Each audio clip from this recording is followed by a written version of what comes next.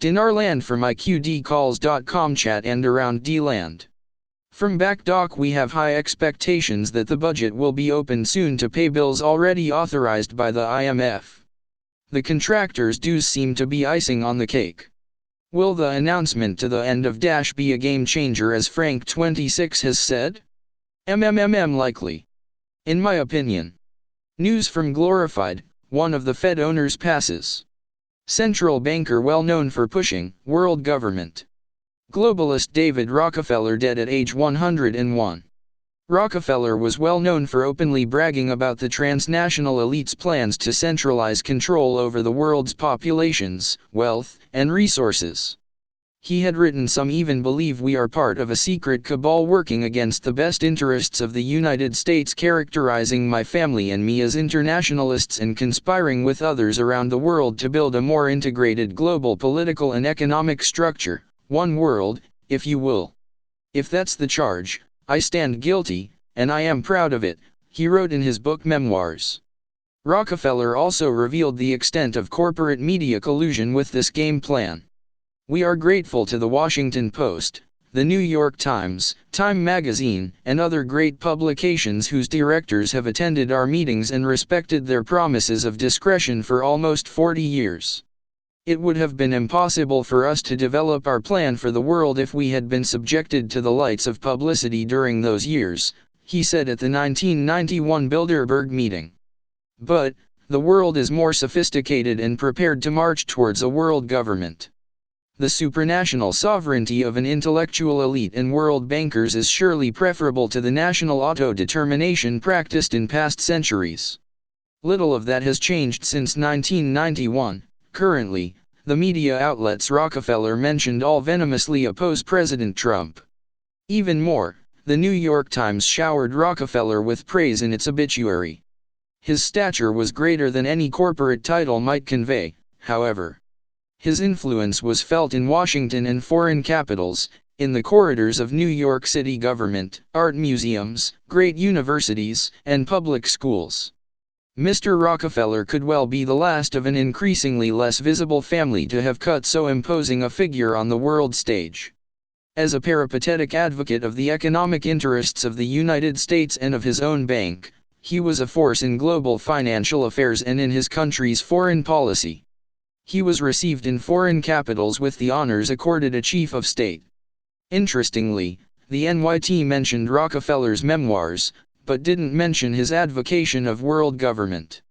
Now from Bob S. President Trump didn't respond to question about his Obama/wiretap charge.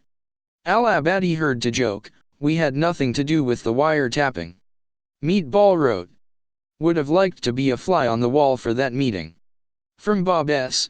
Baghdad/JD/ warned a number of experts and specialists in the economic affairs of the declaration of the country went bankrupt in the next 10 years if the survival of its dependence on external borrowing to bridge the domestic spending deficit, stressing that the government continues to borrow a policy without resorting to solutions that do the productive sectors will push the country to the abyss. And rely Iraqi budget by about 93% on the income earned from crude oil and its derivatives, while sales in the form of taxes and other sectors only 7% of the sources of financing the budget. And see world oil prices unstable and without the level of ambition in spite of the positive results of the OPEC agreement, which led to making the economics of oil-dependent countries, including Iraq's shaky. He says economist Adel Mundalai, that external borrowing policy will push the country into the abyss, pointing out that the government has put plans to borrow and will not think about how to repay.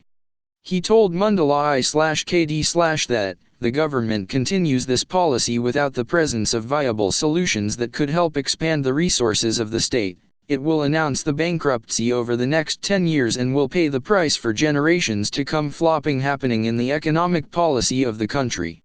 For his part, Higher Finance Committee MP Masood Haider, the risk of external financial borrowing and its negative impact on the Iraqi economy, adding that Iraq has oil wealth and considerable human capabilities not utilized properly.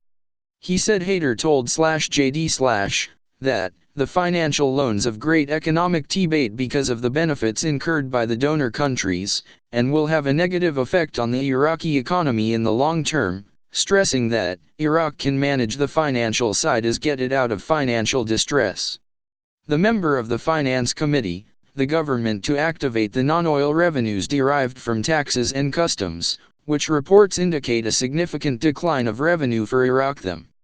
The Finance Committee member Ahmed Haji has warned of the possibility of the inability of the Iraqi government to repay the debt of international organizations and the countries that borrowed Iraq in the coming years.